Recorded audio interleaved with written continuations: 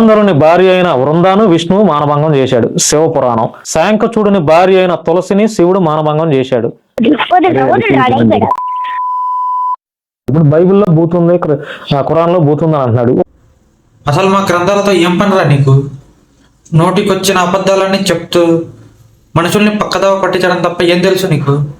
మీ గ్రంథాల్లో బూతులుంటే మా గ్రంథాల్లో కూడా ఉంటాయా? ఒక 2 లైన్లు చదివిస్తాను మీకు. ఏది రామాయణ మహాభారతాల్లోనే. నా చేతుల్లో అయిపోయాడు. చూపించరా, ఏం బూతులు చూపిస్తావో చూపించు. ఇంద్రుడు గౌతమ మహర్షి భార్య అయిన అహల్యను మానభంగం చేశాడు. మీకు దేని గురించి, ఏ విషయం గురించి తెలియాలన్నా ఇలా ఏఐలో అయితే సెర్చ్ చేయండి. ఈజీగా మనకు కావాల్సిన ఇన్ఫర్మేషన్ అయితే వస్తుంది. గ్రోక్ ఏఐలో అయితే సెర్చ్ చేస్తే ఏమొచ్చింది? అవును, నిజమే, ఇంద్రుడు గౌతమ మహర్షి భార్య అయిన అహల్యను మానభంగం చేశాడు.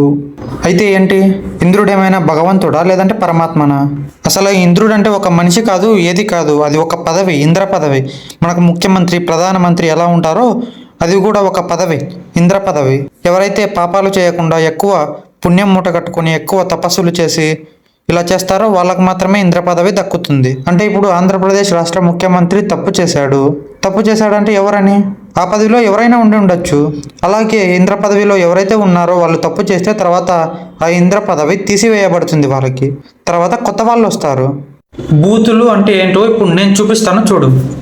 అక్క చెల్లిని చూసి, నిన్న రాత్రి నా తండ్రితో నేను శయనించి తిని ఈ రాత్రి నీవు అతనితో శయనించు. ఆ విధంగా లోతు 2 కుమార్తెలు తన తండ్రి వలన గర్భవతులైరి. వారి సంతానమే యేసు వంశానికి మూల పురుషులు. బైబిల్లో యేసు అసలు తప్పు, అసలు పెళ్లి కూడా చేసుకోకూడదని చెప్తాడు. మరి వీళ్ళేం చేస్తున్నారు? ఇలాంటివి ఒకటి కాదు, చాలా చాలా ఉన్నాయి. ఆదికాండం 19:31-38. ఇక్కడ రిఫరెన్స్ కూడా ఉంది. మీరు కావాలంటే మీ దగ్గర బైబిల్ ఉంటే ఓపెన్ చేసి చూడండి. పవిత్ర గ్రంథం అని చెప్పేసి ఊదర కొట్టేస్తారు కదా, మరి పవిత్ర గ్రంథంలో ఇవన్నీ ఉండవచ్చా?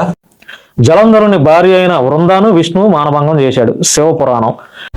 నీ గూట్లే ఎక్కడ నోటికి వచ్చిన అబద్ధాలన్నీ చెప్పేస్తాడు.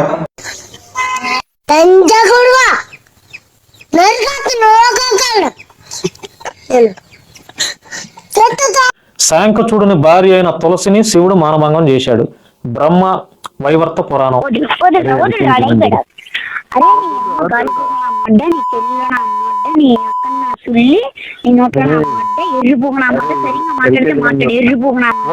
భార్య అయిన మమతని నిండు గర్భిణీగా ఉన్నప్పుడు బృహస్పతి మానభంగం చేశాడు. ఇది మహాభారతం, భాగవత పురాణం. అవును, చేశాడు. ఎందుకు చేసినాడు? శుక్రాచార్యుడు ఎవరు? రాక్షసులకు గురువు. శుక్రాచార్యుడు శాపం ఇస్తాడు. ఏమని? నువ్వు నీ కామంతో ఆమెను బలాత్కారం చేస్తామని చెప్పి శాపం ఇస్తాడు. ఆ శాపం తనను అలా చేసేలా చేస్తుంది. బ్రహ్మ తన సొంత కూతురిని పెళ్లి చేసుకుని పిల్లలను కన్నాడు. ఇది మాత్స్య మహాపురాణం, బ్రహ్మ పురాణం. నువ్వు చెప్పు రప్పించా నా కొడక. ఇప్పుడు బ్రహ్మకు పెళ్ళే కాలేదు. పెళ్లి కాకుండా తన కూతురు ఎలా వచ్చింది? పెళ్లి కాకుండా తనకు కూతురు ఎలా వచ్చింది? మరి సరస్వతి తన కూతురు ఎలా అవుతుంది? దీనికి ఆన్సర్ ఏంటంటే, ఇప్పుడు బ్రహ్మ ఏం చేస్తాడంటే సృష్టిని సృష్టించాలంటే ఫస్ట్ ఎవరినో ఒకరిని క్రియేట్ చేయాలి. అంటే ఇప్పుడు బ్రహ్మ ఏం చేస్తాడు? తన శరీరం నుంచి ఒక భాగాన్ని బయటకు తీస్తాడు. అంటే సగ భాగం అనుకోండి. ఇప్పుడు శివుడు ఉన్నాడు కదా, శివుడిని ఏమంటారు? అర్ధనారీశ్వరుడు అంటారు. ఎందుకంటే పార్వతి తనలో సగభాగం కాబట్టి. ఇద్దరు కలిసి ఒకే శరీరంగా ఉంటారు కాబట్టి శివుడిని అర్ధనారీశ్వరుడు అంటారు. అలాగే బ్రహ్మ కూడా ఒక శక్తి, ఒక జ్ఞానం కలిగిన, జ్ఞానానికి ప్రతి స్వరూపమైన ఒక దేవతను సృష్టిస్తాడు. ఆమెనే పెళ్లి చేసుకుంటాడు. ఇందులో ఏం తప్పు ఉంది? ఇప్పుడు బైబిల్లో కూడా ఏముంది? ఆదాము శరీరంలోంచి ఒక ముక్కను తీసి అమ్మాయిని క్రియేట్ చేస్తాడు. వాళ్ళిద్దరిని కలుపుతాడు.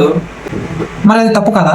మనువు తన కూతురిని ఇలను పెళ్లి చేసుకున్నాడు. హరివంశం. వశిష్ఠుడు తన కూతురైన సుప్రతను పెళ్లి చేసుకున్నాడు. హరివంశం.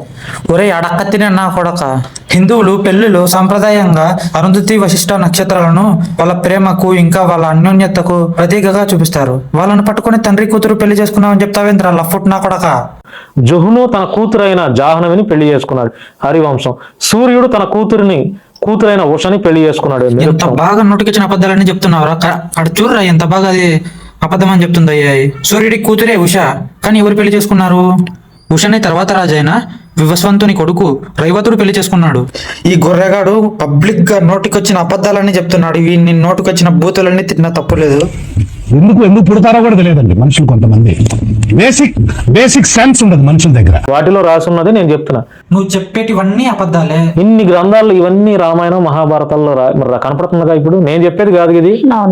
మళ్ళీ గ్రంథాల్లో అంటావంట ఎర్రి. తల పైకెత్తి కాగితపు గుడ్డకు సల్యూట. అదొక కాగితం లేదా కాదొక గుడ్డ, అదొక కాగితం లేదా కాదొక గుడ్డ ముక్క. అది జాతీయ పతాకమా?